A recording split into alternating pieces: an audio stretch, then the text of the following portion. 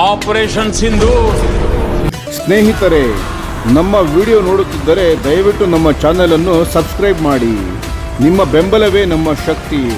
ಪ್ರತಿಯೊಂದು ಸಬ್ಸ್ಕ್ರಿಪ್ಷನ್ ನಮ್ಮನ್ನು ಇನ್ನಷ್ಟು ಉತ್ತಮ ವಿಷಯಗಳನ್ನು ತಯಾರಿಸಲು ಪ್ರೇರೇಪಿಸುತ್ತದೆ. ಹಾಗಾಗಿ ಸಬ್ಸ್ಕ್ರೈಬ್ ಮಾಡುವುದನ್ನು ಮರೆಯಬೇಡಿ.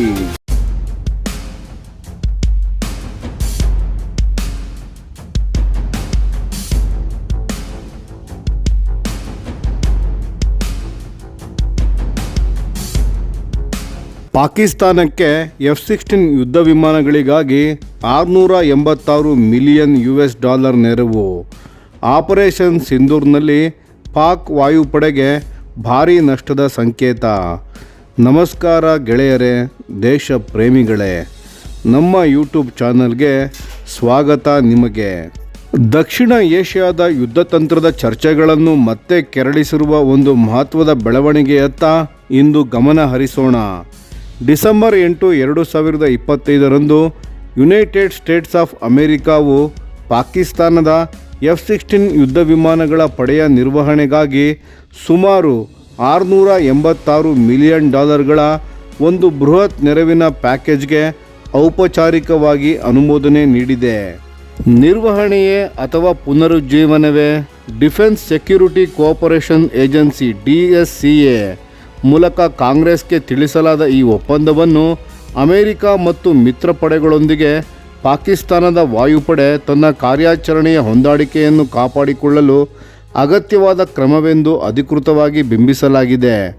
ಆದರೆ ನವದೆಹಲಿಯ ರಕ್ಷಣಾ ವಿಶ್ಲೇಷಕರು ಇದನ್ನು ಕೇವಲ ರುಟೀನ್ ಮೇಂಟೆನೆನ್ಸ್ ಎಂದು ನೋಡುತ್ತಿಲ್ಲ. ಬದಲಿಗೆ ಈ ವರ್ಷದ ಆರಂಭದಲ್ಲಿ ನಡೆದ ಆಪರೇಷನ್ ಸಿಂಧೂರ್ ಯುದ್ಧದ ಸಂದರ್ಭದಲ್ಲಿ ಪಾಕಿಸ್ತಾನ ಅನುಭವಿಸಿದ ಭಾರೀ ನಷ್ಟದ ನಂತರ ಪಾಕ್ ವಾಯುಪಡೆಯ ಶಕ್ತಿಯನ್ನು ಮರಳಿ ಸ್ಥಾಪಿಸುವ ಒಂದು ಪರೋಕ್ಷ ಪ್ರಯತ್ನವಿದು ಎಂಬ ವಿಶ್ಲೇಷಣೆಗಳು ಕೇಳಿಬರುತ್ತಿವೆ.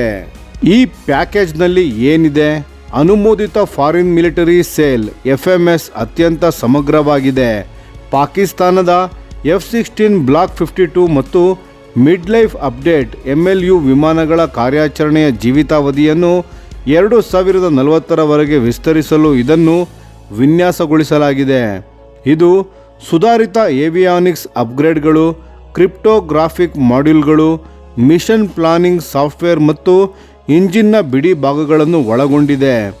ಅತ್ಯಂತ ನಿರ್ಣಾಯಕವಾಗಿ ಈ ಒಪ್ಪಂದದಲ್ಲಿ 92 ಲಿಂಕ್ 16 ಟ್ಯಾಕ್ಟಿಕಲ್ ಡೇಟಾ ಲಿಂಕ್ ಸಿಸ್ಟಮ್ಸ್ಗಳು ಮತ್ತು AN/APX-126 advanced identification friend or foe IFF ಸಿಸ್ಟಮ್ಗಳ ಪೂರೈಕೆ ಸೇರಿದೆ.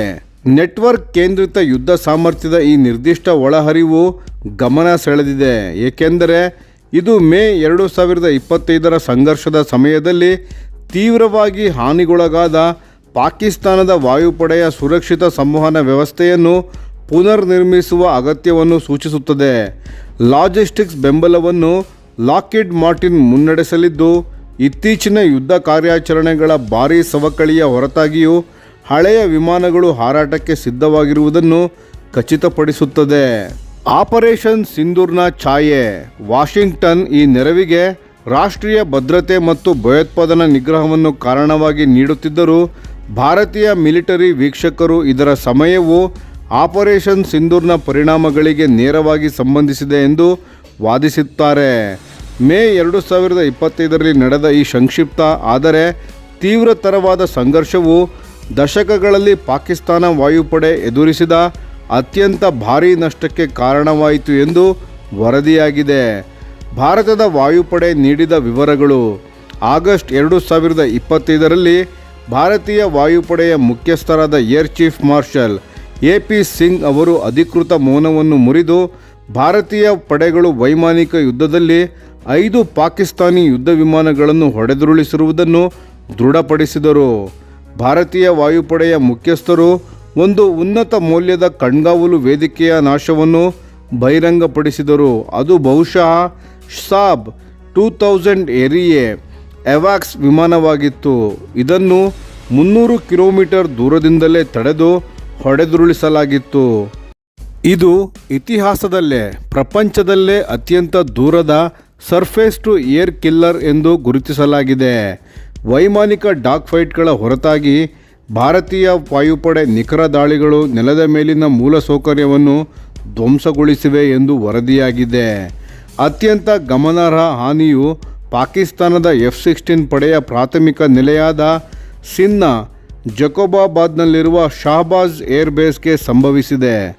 ಅರ್ಧದಷ್ಟು ಹ್ಯಾಂಗರ್ ಹೋಗಿದೆ ಎಂದು ಏರ್ ಚೀಫ್ ಮಾರ್ಷಲ್ ಸಿಂಗ್ ಹೇಳಿದ್ದರು.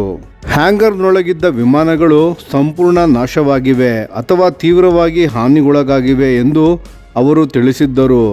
2025ರ ಕೊನೆಯಲ್ಲಿ ತೆಗೆದ ಉಪಗ್ರಹ ಚಿತ್ರಣಗಳ ವಿಶ್ಲೇಷಣೆಯು ಆ ಸೌಲಭ್ಯವು ಇನ್ನೂ ದುರಸ್ತಿಯ ಸ್ಥಿತಿಯಲ್ಲಿದೆ ಎಂಬುದನ್ನು ತೋರಿಸುತ್ತದೆ. ಇದರಿಂದಾಗಿ 2ರಿಂದ 4 F-16ಗಳು ನೆಲದ ಮೇಲೆ ನಾಶವಾಗಿವೆ ಎಂಬ ವಾದಕ್ಕೆ ಪುಷ್ಟಿ ನೀಡಿದಂತಾಗಿದೆ. ವಾಷಿಂಗ್ಟನ್ನ ಮೌನ ಸಮ್ಮತಿ. ಈ ಸಂಘರ್ಷದ ನಂತರ ಕಥನದಲ್ಲಿ ಅಮೆರಿಕದ ರಾಜತಾಂತ್ರಿಕ ನಿಲುವಿನಲ್ಲಿ ಆದ ಬದಲಾವಣೆಗಳು ಬಹಳ ಗಮನಾರ್ಹವಾಗಿವೆ. 2019ರ ಬಾಲಾಕೋಟ್ ವೈಮಾನಿಕ ದಾಳಿಯ ನಂತರ ಭಾರತವು F-16 ಅನ್ನು ಹೊಡೆದುರುಳಿಸಿದೆ ಎಂಬ ಹೇಳಿಕೆಗಳನ್ನು ಅಮೆರಿಕದ ಅಧಿಕಾರಿಗಳು ಸ್ಥಳ ಪರಿಶೀಲನೆ ಮಾಡಿ ತಕ್ಷಣವೇ ಸಾರ್ವಜನಿಕವಾಗಿ ನಿರಾಕರಿಸಿದ್ದರು. ಆದರೆ 2025ರಲ್ಲಿ ಪ್ರತಿಕ್ರಿಯೆ ಸಂಪೂರ್ಣ ಭಿನ್ನವಾಗಿದೆ. ಆಗಸ್ಟ್ನಲ್ಲಿ ಪಾಕಿಸ್ತಾನ ವಾಯುಪಡೆಯ F-16ಗಳ ನಷ್ಟಗಳ ಬಗ್ಗೆ ಅಂತಾರಾಷ್ಟ್ರೀಯ ಮಾಧ್ಯಮಗಳು ಕೇಳಿದಾಗ US ಸ್ಟೇಟ್ ಡಿಪಾರ್ಟ್ಮೆಂಟ್ ಮತ್ತು ಪೆಂಟಗನ್ ಪ್ರತಿಕ್ರಿಯಿಸಲು ನಿರಾಕರಿಸಿದವು. ಅವರು ಕೇವಲ ಅವರ F-16ಗಳ ಕುರಿತು ಚರ್ಚಿಸಲು ನಾವು ನಿಮ್ಮನ್ನು ಪಾಕಿಸ್ತಾನ ಸರ್ಕಾರಕ್ಕೆ ಉಲ್ಲೇಖಿಸುತ್ತೇವೆ ಎಂದು ಹೇಳಿ ಕೈ ತೊಳೆದುಕೊಂಡರು. ಯಾವುದೇ ನಿರಾಕರಣೆ ನೀಡಲು ಅಮೆರಿಕದ ನಿರಾಕರಿಸಿದ ಈ ನಡೆ ನಷ್ಟಗಳ ಕುರಿತು ನೀಡಿದ ಮೌನ ಸಮ್ಮತಿ ಎಂದು ಭಾರತೀಯ ತಜ್ಞರು ವ್ಯಾಖ್ಯಾನಿಸಿದ್ದಾರೆ. ಇದಲ್ಲದೆ ಭಾರತವು ತನ್ನ ಪಶ್ಚಿಮ ಗಡಿಯಲ್ಲಿ ನಿಯೋಜಿಸಿರುವ S-400 ಟ್ರಯಂಫ್ ಕ್ಷಿಪಣಿ ವ್ಯವಸ್ಥೆಯು ಈ ವೈಮಾನಿಕ ಯುದ್ಧಗಳಲ್ಲಿ ನಿರ್ಣಾಯಕ ಪಾತ್ರ ವಹಿಸಿದೆ ಎಂದು ನಂಬಲಾಗಿದೆ. ಈ ಸಾಮರ್ಥ್ಯವನ್ನು ಅಮೆರಿಕದ ವಿಶ್ಲೇಷಕರು ಸಹ ಗಮನಾರ್ಹವಾಗಿ ವಿವಾದಿಸಿಲ್ಲ. ಜಾಗತಿಕ ಪೂರೈಕೆಯ ಕೊರತೆ ಮತ್ತು ಬದಲಿ ಮಾರ್ಗ. $686 ಮಿಲಿಯನ್ ಪ್ಯಾಕೇಜ್ ಇಸ್ಲಾಮಾಬಾದ್ಗೆ ಇರುವ ಮತ್ತೊಂದು ನಿರ್ಣಾಯಕ ಲಾಜಿಸ್ಟಿಕಲ್ ಸವಾಲನ್ನು ಎತ್ತಿ ತೋರಿಸುತ್ತದೆ. ಅಂದರೆ ಹೆಚ್ಚುವರಿ F-16 ವಿಮಾನಗಳ ಜಾಗತಿಕ ಲಭ್ಯತೆಯ ಕೊರತೆ. ಐತಿಹಾಸಿಕವಾಗಿ ಪಾಕಿಸ್ತಾನವು ತನ್ನ ಸಂಖ್ಯೆಯನ್ನು ಹೆಚ್ಚಿಸಲು ಯುರೋಪಿಯನ್ ಮಿತ್ರರಿಂದ ಸೆಕೆಂಡ್ ಹ್ಯಾಂಡ್ ವಿಮಾನಗಳನ್ನು ಖರೀದಿಸುವುದನ್ನು ಅವಲಂಬಿಸಿತ್ತು. ಆದರೆ 2025ರ ಭೌಗೋಳಿಕ ರಾಜಕೀಯ ಸನ್ನಿವೇಶವು ಈ ಮಾರ್ಗವನ್ನು ಮುಚ್ಚಿದೆ. ನೆದರ್ಲ್ಯಾಂಡ್ಸ್, ಡೆನ್ಮಾರ್ಕ್, ನಾರ್ವೆ ಮತ್ತು ಬೆಲ್ಜಿಯಂನಂತಹ ಯುರೋಪಿಯನ್ ರಾಷ್ಟ್ರಗಳು ತಮ್ಮ ಹಳೆಯ F-16 ಫ್ಲೀಟ್ಗಳನ್ನು ಬಹುತೇಕ ಉಕ್ರೇನ್ನ ರಕ್ಷಣೆಗೆ ಮೀಸಲಿಟ್ಟಿವೆ. ಯುದ್ಧ ಪ್ರಯತ್ನಕ್ಕಾಗಿ ನೂರಾರು ಜೆಟ್ಗಳನ್ನು ಬೇರೆಡೆಗೆ ತಿರುಗಿಸಿರುವುದರಿಂದ ಹೆಚ್ಚುವರಿ ಪೈಪ್ಲೈನ್ ಸಂಪೂರ್ಣವಾಗಿ ಒಣಗಿ ಹೋಗಿದೆ. ಪರಿಣಾಮವಾಗಿ ಪಾಕಿಸ್ತಾನವು ತನ್ನ ಯುದ್ಧ ನಷ್ಟಗಳನ್ನು ಸುಲಭವಾಗಿ ಹೊಸ ಹಳೆಯ ವಿಮಾನಗಳಿಂದ ಬದಲಾಯಿಸಲು ಸಾಧ್ಯವಿಲ್ಲ. ಬದಲಿಗೆ ಉಳಿದಿರುವ ಫ್ಲೀಟನ್ನು ಬಿಡಿ ಭಾಗಗಳಿಗಾಗಿ ವಿಮಾನವನ್ನು ಕತ್ತರಿಸಿ ಪುನರ್ನಿರ್ಮಿಸಲು ಈ ದುಬಾರಿ ಅಮೆರಿಕ ನಿರ್ವಹಣಾ ಪ್ಯಾಕೇಜ್ನ ಮೇಲೆ ಅವಲಂಬಿಸಬೇಕಾಗಿದೆ. ಈ ಒಪ್ಪಂದವು ಪಾಕಿಸ್ತಾನದ ಉಳಿದಿರುವ ವಿಮಾನಗಳನ್ನು ಹಾರಾಟದಲ್ಲಿಡಲು ಅಮೆರಿಕದ ವಾಯುಪಡೆಯ ಹಳೆಯ ಬ್ಲಾಕ್ 25 ಸ್ಟಾಕ್ಗಳಿಂದ ಹೆಚ್ಚುವರಿ ಭಾಗಗಳನ್ನು ಬಳಸುವ ಸಾಧ್ಯತೆ ಇದೆ. ಇದು ಸಾಮರ್ಥ್ಯವನ್ನು ವಿಸ್ತರಿಸುವ ಬದಲು ಪರಿಣಾಮಕಾರಿಯಾಗಿ ನಷ್ಟವಾದ ವಿಮಾನಗಳನ್ನು ಪ್ಯಾಚ್ ಮಾಡುವ ಕೆಲಸ ಮಾತ್ರ ಮಾಡುತ್ತದೆ ಎಂದು ವಿಶ್ಲೇಷಕರು ಹೇಳುತ್ತಾರೆ. ಕಾರ್ಯತಂತ್ರದ ಸಂಕೇತಗಳು. ಅಂತಿಮವಾಗಿ ಈ ಆರ್ಥಿಕ ನೆರವು ಟ್ರಂಪ್ ಆಡಳಿತದಿಂದ ಬಂದಿರುವ ಒಂದು ರಾಜತಾಂತ್ರಿಕ ಸಂಕೇತವಾಗಿದೆ ಎಂದು ವಿಶ್ಲೇಷಿಸಲಾಗುತ್ತಿದೆ. ಇದು ಭಯೋತ್ಪಾದನಾ ನಿಗ್ರಹ ಮತ್ತು ಇಸ್ಲಾಮಾಬಾದ್ನ ತೀವ್ರ ಲಾಬಿಗಳಿಂದಾಗಿ ಅಮೆರಿಕ-ಪಾಕಿಸ್ತಾನ ಸಂಬಂಧಗಳಲ್ಲಿನ ಸುಧಾರಣೆಯನ್ನು ಸೂಚಿಸುತ್ತದೆ. ಆದರೆ ನವದೆಹಲಿಗೆ ಈ ಸಂದೇಶ ಸ್ಪಷ್ಟವಾಗಿದೆ. ಆಪರೇಷನ್ ಸಿಂಧೂರಿನಲ್ಲಿ ಸಾಧಿಸಿದ ನಿರ್ಣಾಯಕ ವಿಜಯಗಳಂತಹ ಯುದ್ಧತಂತ್ರದ ಗೆಲುವುಗಳನ್ನು ಸಹ ಜಾಗತಿಕ ಶಕ್ತಿಗಳು ಮಧ್ಯಪ್ರವೇಶಿಸಿ ಎದುರಾಳಿಯ ಮಿಲಿಟರಿ ಸಾಮರ್ಥ್ಯಗಳನ್ನು ಮರುಸ್ಥಾಪಿಸಲು ಮುಂದಾದಾಗ ಅವು ಕಾರ್ಯತಂತ್ರವಾಗಿ ಸಮತೋಲನಗೊಳ್ಳಬಹುದು ಎಂಬುದನ್ನು ಈ ಪ್ಯಾಕೇಜ್ ನೆನಪಿಸುತ್ತದೆ. ಭಾರತೀಯ ರಕ್ಷಣಾ ವಿಮರ್ಶಕರು ಹೇಳಿದಂತೆ $686 ಮಿಲಿಯನ್ ಬರೀ ದಾನವಲ್ಲ. ಇದು ಜಕೋಬಾಬಾದ್ನಲ್ಲಿ ಮತ್ತು ಪಂಜಾಬ್ ಮೇಲಿನ ಆಕಾಶದಲ್ಲಿ ನಾಶವಾದ ಒಂದು ಫ್ಲೀಟ್ಗೆ ನೀಡುತ್ತಿರುವ ಪರಿಹಾರವಾಗಿದೆ. ಈ ವಿಡಿಯೋ ಬಗ್ಗೆ ನಿಮ್ಮ ಅನಿಸಿಕೆಗಳನ್ನು ದಯವಿಟ್ಟು ಕಾಮೆಂಟ್ ಮಾಡುವುದರ ಮೂಲಕ ಹಂಚಿಕೊಳ್ಳಿ. ಧನ್ಯವಾದಗಳು.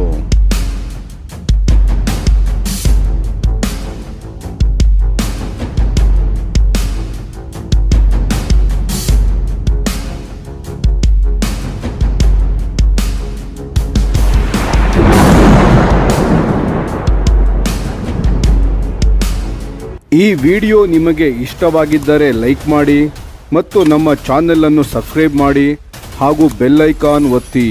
ಯಾವ ಅಪ್ಡೇಟ್ಗೂ ಮಿಸ್ ಆಗಬೇಡಿ. ಡಿಫೆನ್ಸ್ ಸುದ್ದಿಗಳನ್ನು ತ್ವರಿತವಾಗಿ ಪಡೆಯಿರಿ. ನಿಮ್ಮ ಬೆಂಬಲವೇ ನಮ್ಮ ಶಕ್ತಿ. ಭಾರತ ಬಲಿಷ್ಠವಾಗಲಿ ಎಂದು ಆಶಿಸುತ್ತಾ ಭಾರತ ಮಾತೆಗೆ ಜೈ. ಧನ್ಯವಾದಗಳು.